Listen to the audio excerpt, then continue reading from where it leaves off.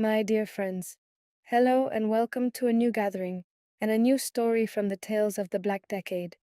I am Hafid from the West. Today, I come to tell you the story of our village, a village that used to be so peaceful.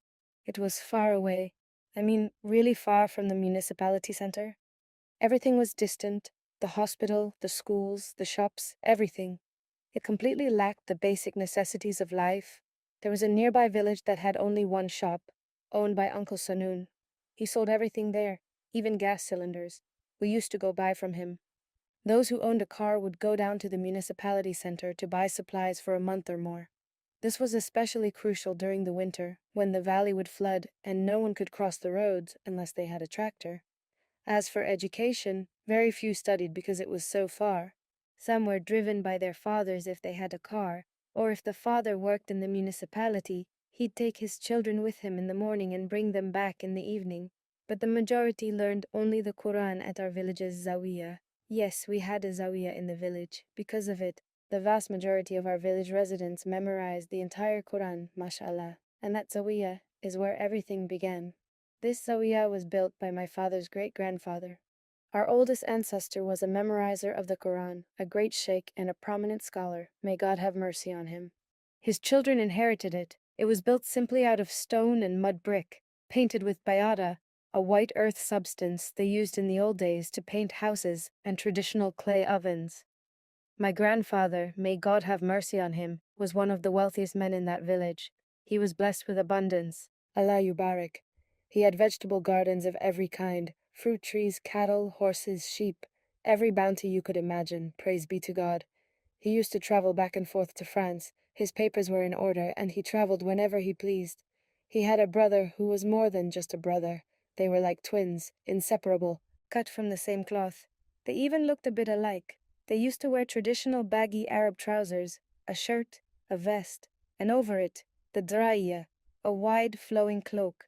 On their heads, they wore the arakia, which was like a small skull cap, and over it they wrapped a long white sash, winding it around their heads, topped with the burnous. They looked like old world leaders, that stature, that height, masha'Allah, and to crown it all, their prominent mustaches.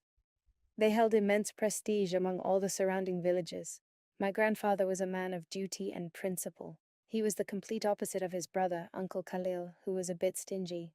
My grandfather was always the first to show up whenever anything happened. He would step up, put his own money down, and help the poor, the sick, the orphan.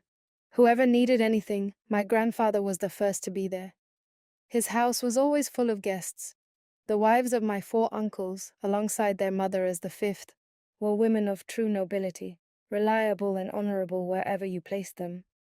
My grandmother, may God have mercy on her, stood over them, telling them, "This is the big house, and it must always be filled with bounty.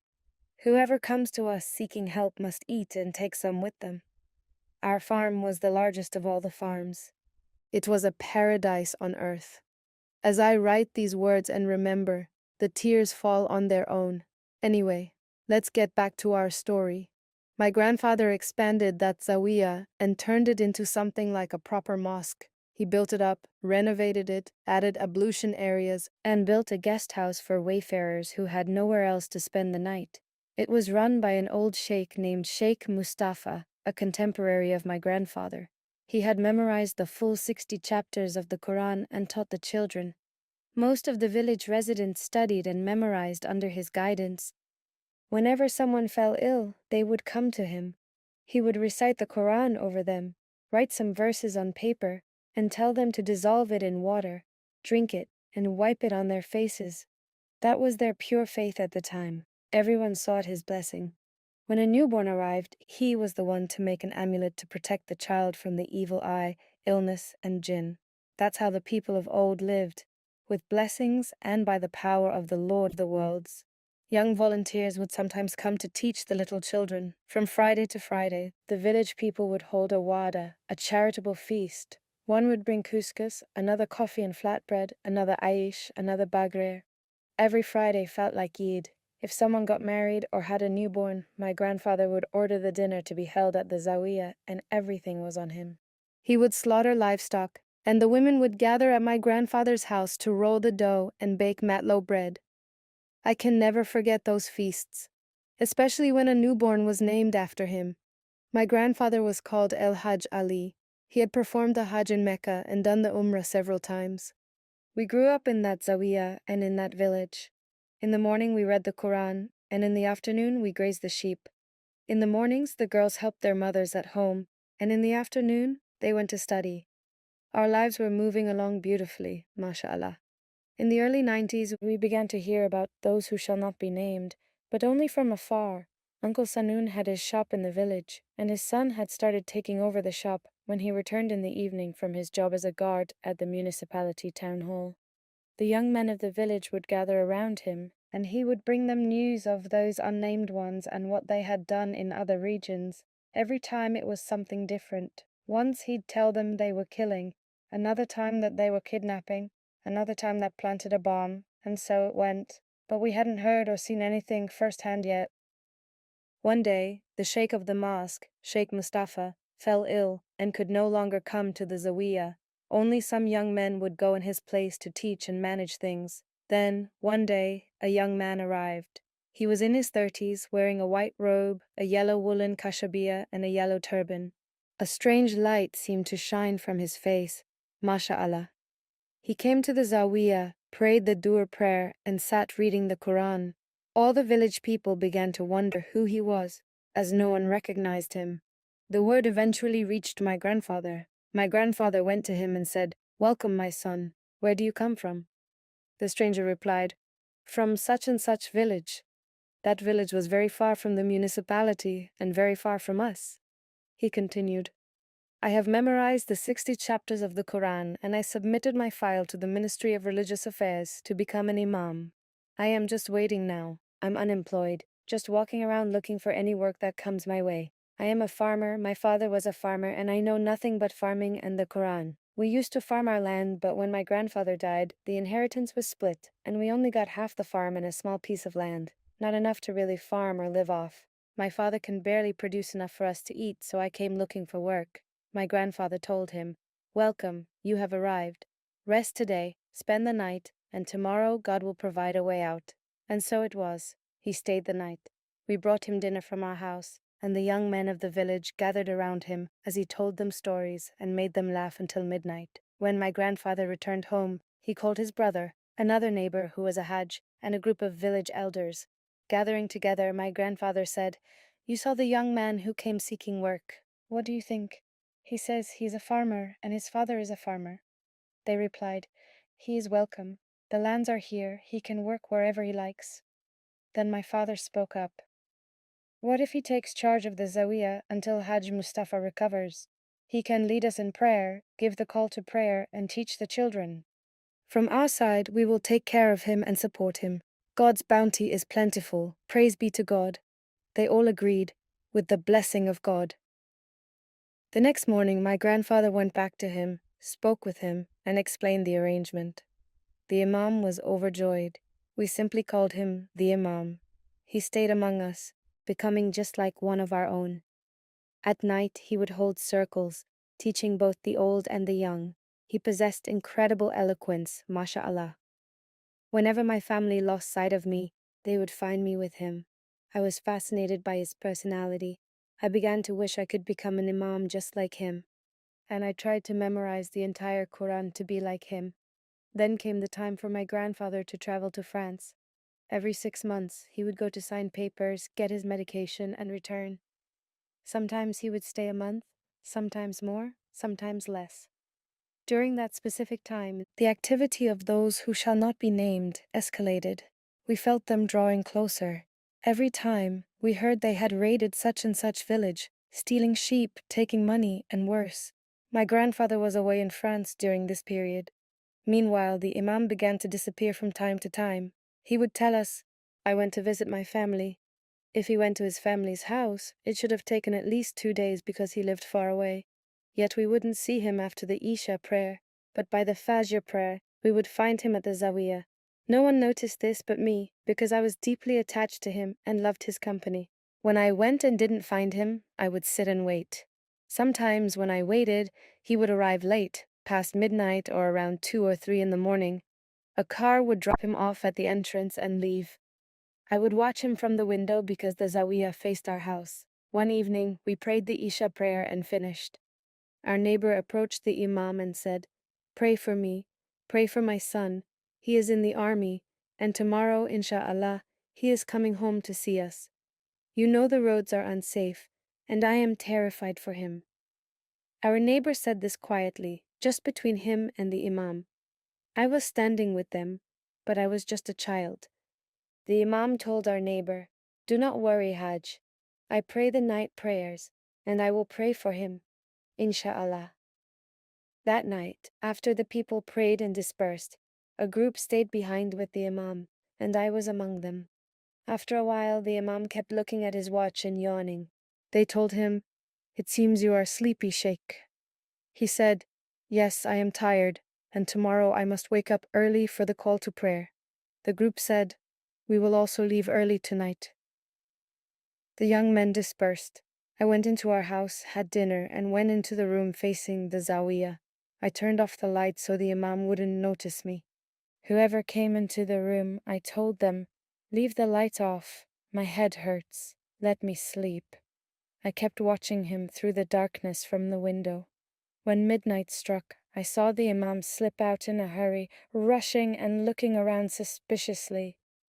He was gone for more than an hour, then returned in a car that dropped him off at the entrance of the village. He ran back into the zawiya. I kept turning it over in my mind but could find no explanation. Eventually, I fell asleep. The next morning, my father, my brothers, my uncles, and their sons all woke up. We prayed Fajr in the zawiya and returned home to have coffee. We children let out the sheep to graze. We used to let them out and return to the zawiya to study, while one of my uncles watched them.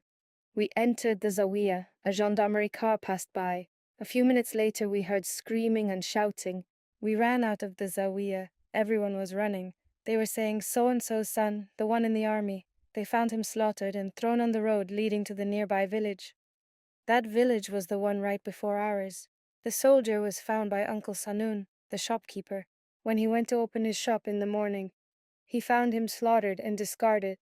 He was the one who called the gendarmerie because he had a landline phone. When we returned to the zawiya, the imam was still inside.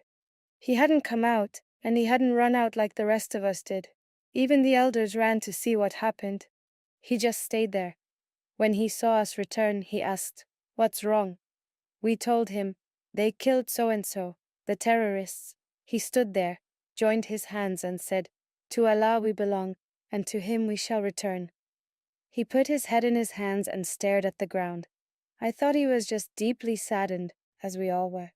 That day, a massive funeral took place, and there wasn't a soul who didn't weep for him. He was a polite, blessed young man, the eldest of his siblings, working to support them. His father was old and disabled in one leg. The poor father wept bitterly at his son's grave, crying out to the Lord who created him. "They deceived me regarding my son. They cut off the leg I used to lean on. From this day on, they leave me helpless. What did my son ever do to them? Just tell me, what did he do?"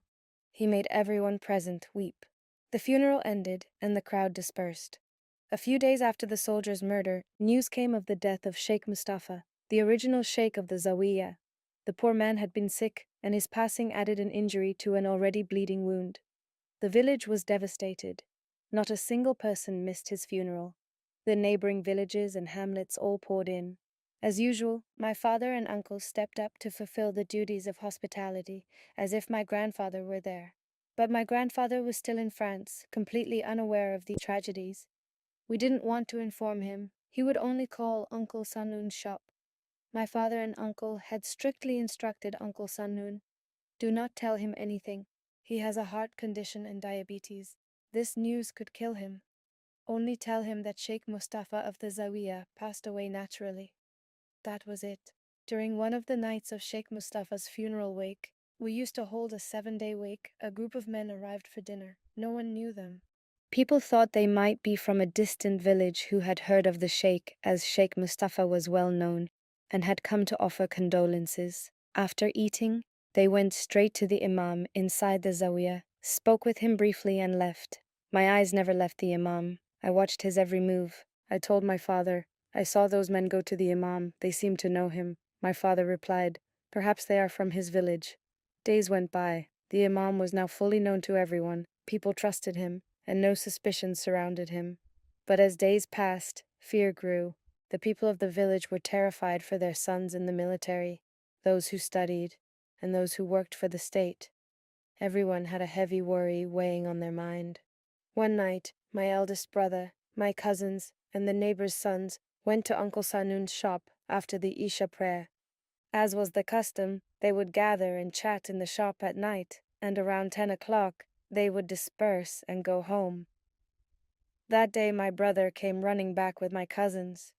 He burst into the house, his face completely pale, gasping for air. My father asked in a panic, "What's wrong with you? Is someone chasing you?"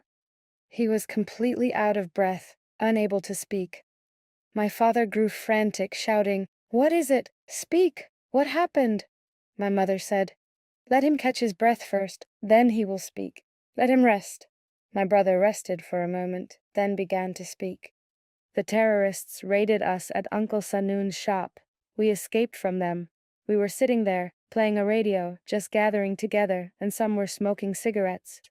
Suddenly, a covered truck pulled up, packed with a group of those unnamed ones. They burst in on us and demanded, 'What are you doing here?' None of us uttered a word. One of those terrorists grabbed the radio, smashed it onto the ground, and screamed at Uncle Sanun's son, 'You listen to the infidels, you enemy of God, you tyrant, and you dare work with them and pass them news?' My brother continued. They pinned one of us against the wall and began insulting and cursing him, while others started loading all the goods from the shop into their truck. Me, my cousin, and the guys who were near the door managed to slip away quietly into the darkness. We hid from them and ran. They were in a rush because they knew Uncle Sanun had a landline and would report them. Once we fled and got further away, nearing our village, we saw their truck speed off. We stayed awake all that night. My brother and cousin kept worrying. Did our other friends survive? What happened to Uncle Sanun's son? What became of him? As soon as dawn broke and we prayed Fajr, my uncle said, "I can't sit still. I will pretend I'm going to fetch gas from Sanun's shop to see what happened." My father said, "I'm coming with you." And so they went. We didn't let the sheep out to graze that morning as we usually did. We were terrified that those monsters were still lingering around. We stayed huddled close to my grandmother by the fireplace, lost in dark thoughts. Suddenly, we heard a car stop outside. We ran out. It was my father driving. My uncle stepped out and leaned against the car door, completely unable to walk, his face ghostly white. My father's face was utterly distorted with shock. My grandmother cried out, "Oh my goodness, what is it? Tell us what happened." My father choked out the words, "They killed Uncle Sanun's son. They found his body, without its head. They turned the shop upside down, set it on fire, and looted everything. Uncle Sanun has lost his mind over his son. He's holding him in his lap, screaming. And the poor mother came out of her house, tearing her clothes and ripping her hair out." My uncle, from the sheer trauma and horror of the sight, had collapsed unconscious. My father had to carry him into the car and bring him home sick. He told us that the gendarmerie arrived later and dispersed everyone. My uncle had driven there, but on the way back, my father had to drive because my uncle was so ill, pale, and weak. He leaned against the wall as he entered the house. We all broke down in tears. My grandmother wept, singing an old song of the freedom fighters from the revolution, mourning what had become of the country. My uncles, my father, and their wives were sobbing heavily. I can never forget that day. Later, my uncles, grandmother, and the elder aunts went to the funeral, taking vegetables, 2 sheep, and the large traditional cooking pots used for communal gatherings, the large cauldrons and wooden bowls. They took everything. We were the ones who prepared the funeral dinner that night for Uncle Sanun's son. Uncle Sanun was present, consumed by grief, his eyes fixed blankly on the sky. Right after dinner, we went down to the farm. My younger uncles, the children, and the girls had stayed there. My grandmother told us, "Go and guard yourselves. I will spend the night here with my close friend, Uncle Sanun's wife." They were relatives. Days passed, and the situation grew more critical. The actions of that imam only fueled my suspicions. Soon, The group of men who had appeared at Sheikh Mustafa's funeral began coming regularly to pray at our zawiya. They didn't dress like the terrorists, but their cold stares and behavior made you deeply suspicious. The imam kept deflecting, saying, "They are from my village. They are from my village," claiming they just came to visit him. One day, during the Friday prayer sermon, the imam began to preach. He spoke for a while and then he shifted into the topic of jihad, about holy war, about brotherhood, about the necessity of supporting them, and that we must fight for the sake of God. He urged that whoever could help with money, with sheep, with anything, that it was a massive reward from God. He kept speaking to the villagers, saying, "You will be recorded with God as the people of paradise." Some liked his words, others did not. Then my eldest uncle spoke up, my father's uncle, my grandfather's brother, the one who looked like my grandfather but was a bit spiral, unlike my generous grandfather. May God forgive me for saying so. He openly challenged him. "What jihad are you talking about? Who are they even fighting? We don't have money to give them anyway. Everyone is barely scraping by to feed their own children." Half the men in the village stood up and agreed, shouting, "Yes, he's right," while the other half remained silent, muttering among themselves. The imam calmly responded, "I am merely a messenger who has delivered the message. The rest is up to you. I wash my hands of it." The villagers dispersed, but the gossip and turmoil intensified. My eldest uncle kept repeating his stance loudly for all to hear. "Wallah, they won't see a single penny from me. I don't toil and sweat just for them to take it easily. We don't need anyone to protect us. I have my hunting rifle, and whoever comes near me, I'll shoot them." Everyone heard him, and most importantly, the imam heard him, nodding his head silently. That day passed. At night we went to pray Isha as usual. As soon as the people finished prayer, they left the zawiya, the grounds emptied out, and the imam slipped away. My eyes were always on him, always watching. He was gone for about 2 hours or more, then returned. The next day passed normally, with everyone busy with their work, some tending to livestock, some farming. At night, we all gathered again at the zawiya for Isha prayer. The imam told them, "Tonight I will give a lesson. Whoever wishes to stay may stay, and whoever doesn't may leave." He gave them the choice. Some young men stayed behind. He was brainwashing them, you see. But the poor youths understood nothing of his true motives. In any case, whoever stayed, stayed. We had dinner and went to bed. I remained in my room, watching through the window. The imam didn't leave that night. I didn't see him step out at all. Eventually, fatigue took over, and I fell asleep around midnight. Suddenly, we were jolted awake by screaming and gunfire. My father and uncle rushed out, grabbed their hunting rifles, and climbed onto the roof. Back then, there were no concrete terraces, just tiled roofs. They climbed up the walls and realized that the terrorists had raided the farm of my eldest uncle, my grandfather's brother. It was a short distance away from us. My father and uncle started firing their rifles into the air, and all the neighboring farms began doing the same. Everyone grabbed their weapons, climbed their walls, and opened fire to create a wall of sound. Seeing the heavy resistance, the terrorists fled. My father and two of my uncles rushed to the scene, while two remained behind to guard our house. When they reached my granduncle's farm, they found him slaughtered right at the entrance. One of his sons had been shot through the head and lay dead. The rest of the family was screaming in agony, and the little children were in a state of absolute terror. One of my granduncle's surviving sons recounted what happened through his tears. He said, "They came knocking loudly on the door. My father went out and opened it because his bedroom was right by the outer gate. He opened it and said, 'Peace be upon you. Good tidings. What brings you here?' They demanded, 'We need money.' My father replied, 'I have no money. I am not a salaried employee. I don't have a pension. I only sell my sheep during the market seasons.' They snapped back, 'We won't repeat ourselves. Go inside, bring your rifle and your money, and come out.' He began arguing with them. Suddenly, one of them grabbed him, pinned him under his knee, and slaughtered him. When my brother rushed out to save him, they shot him directly in the head, dropping him dead instantly. They stormed the house, took the money and the rifle. They even wanted to abduct the women, but when they heard the heavy gunfire echoing from the surrounding farms and realized the whole area was shooting, they jumped over the walls and fled into the orchards. That night was pitch black with grief. No one slept. The horror had reached its peak. We held the funerals. The surviving son of my granduncle took his wife, children, and siblings and fled to the municipality to stay with his in-laws. He later sold off all his sheep, cows, and tractor, bought a house there, and settled down. That grand farm was left completely abandoned and empty. From that day on, it went dark. Then came the day my grandfather was set to return from France. My father and uncle went to meet him at the capital's airport. My eldest uncle, the one who had been sick ever since he saw the headless body of Uncle Sanun's son, could not go.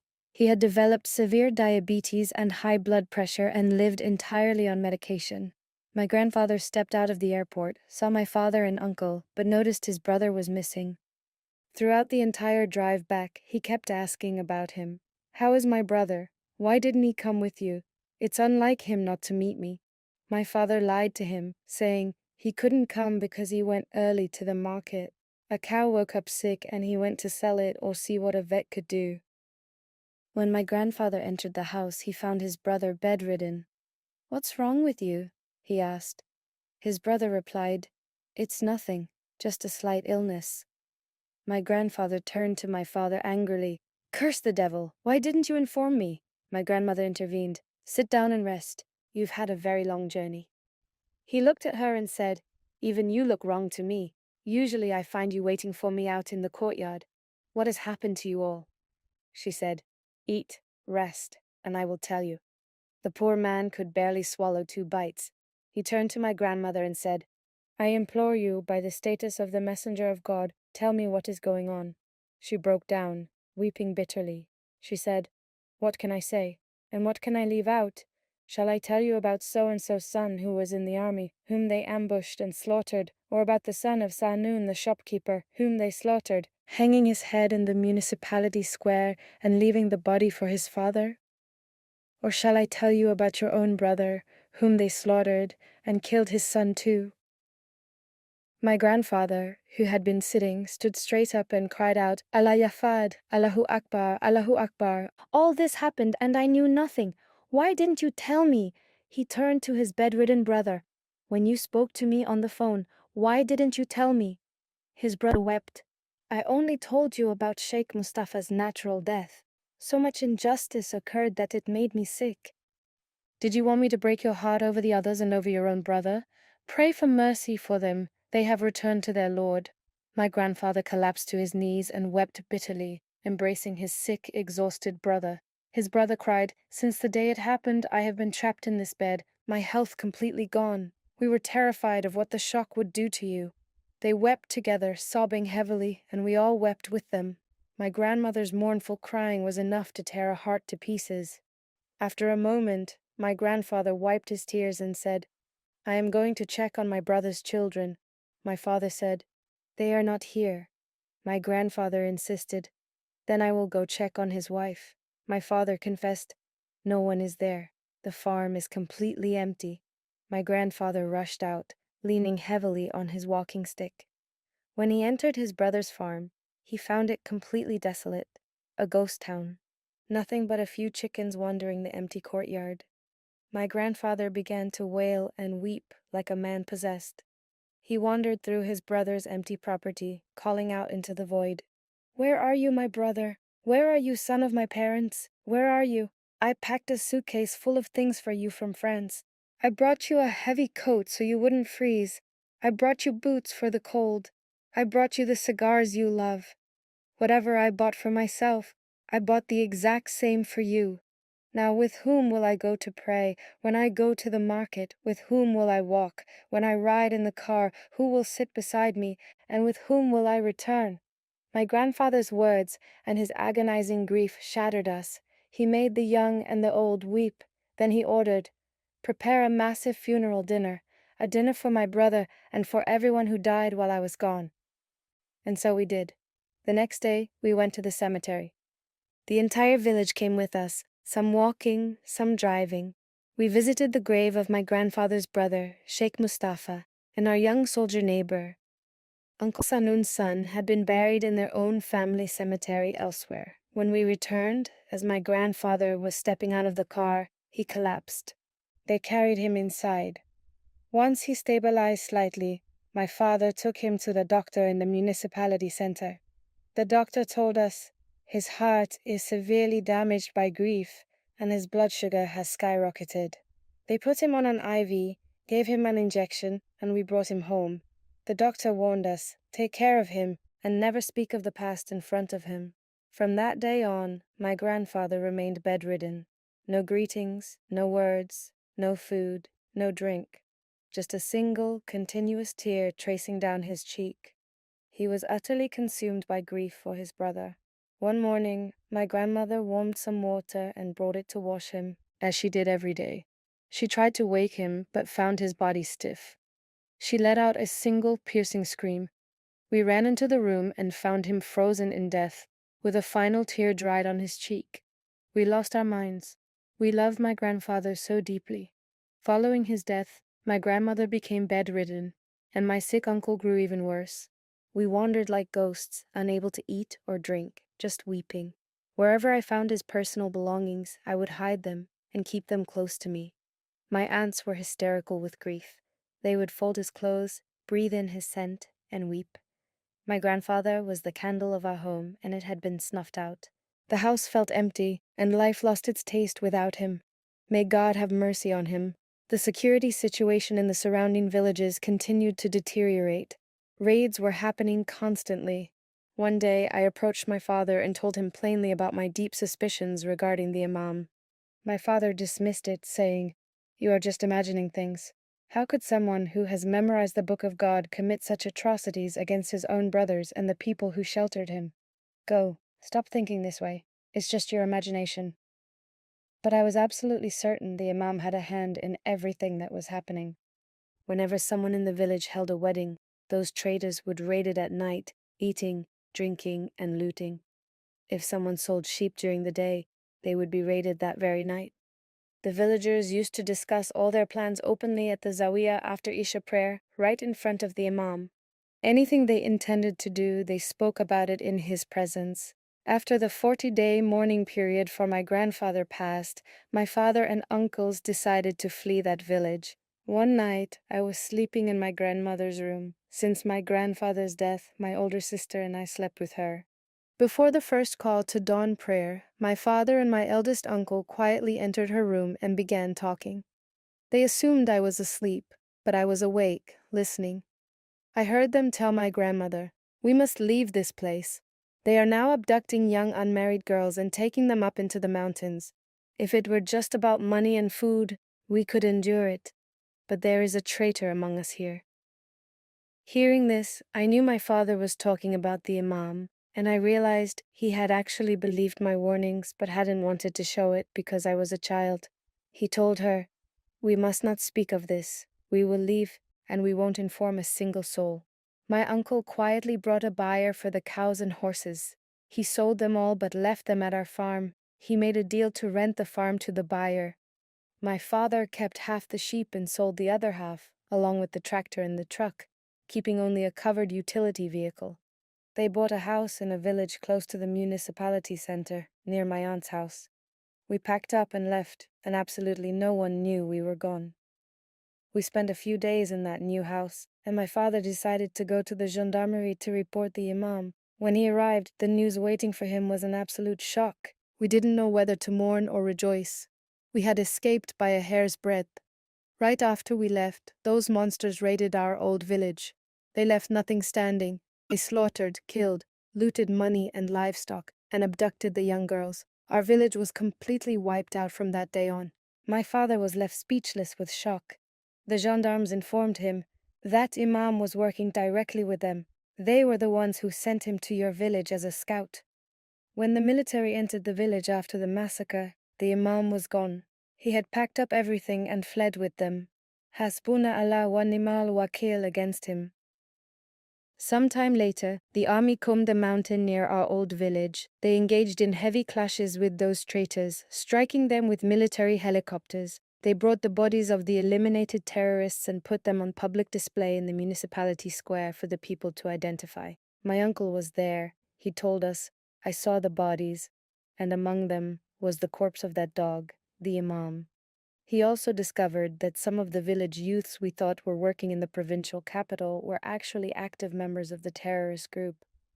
It became clear that half of them were secretly supporting and feeding them from within, before the group eventually turned on them.